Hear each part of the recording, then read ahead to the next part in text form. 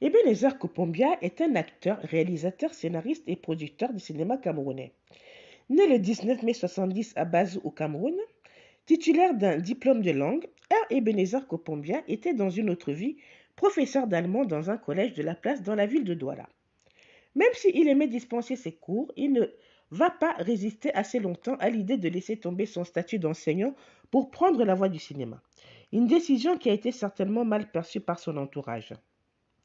Encore que les chances de réussite dans ce milieu étaient pratiquement très faibles. Cependant, les avis des uns et des autres ne vont pas pour autant refroidir sa témérité et son engagement d'aller jusqu'au bout de son rêve. Ne connaissant rien de l'univers du cinéma, c'est en tant qu'autodidacte qu'il va évoluer avec la troupe qu'il va mettre sur pied avec d'autres acteurs amateurs. Il y aura Big Mop, Mado, Laura et bien d'autres qui formeront la troupe des déballeurs. Les premiers courts-métrages et longs-métrages qu'ils vont réaliser n'auront pas le succès auprès du public. C'est une période où les telenovelas se sont taillées une grande partie de l'audimat camerounais. Concurrencer ces fictions étrangères qui non seulement des scénarios intéressants, mais également des budgets gigantesques pour la production, il fallait vraiment trouver quelque chose d'assez original et d'atypique pour capter l'attention du public.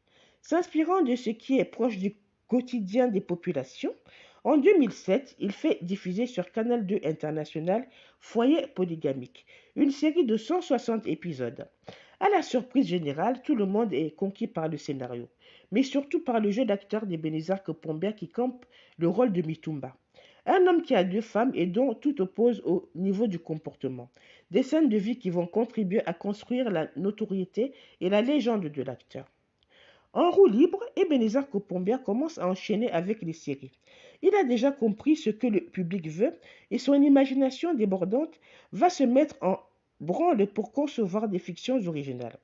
En 2013, il sort Cercle vicieux, mais la série peine à rivaliser avec la première qui a laissé beaucoup de nostalgie auprès des fans. C'est aussi la dernière série où tous les membres de sa troupe étaient présents, car plusieurs sont partis vers d'autres aventures.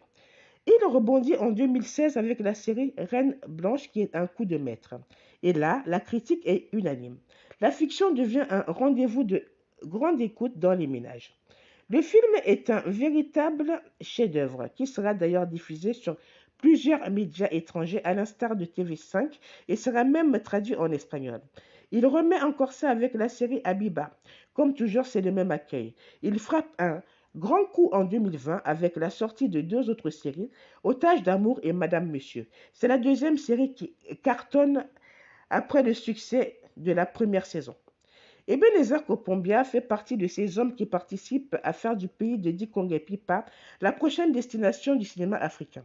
Pour cela, le cinéaste n'hésite pas à participer dans de grands événements pour faire la rencontre des personnalités influentes du cinéma mondial et de proposer ses films. Ce côté businessman a permis à l'acteur de comprendre le fonctionnement de l'industrie du cinéma et de l'appliquer à chacun de ses projets. Grâce à lui, une génération d'acteurs et actrices ont été révélés au public.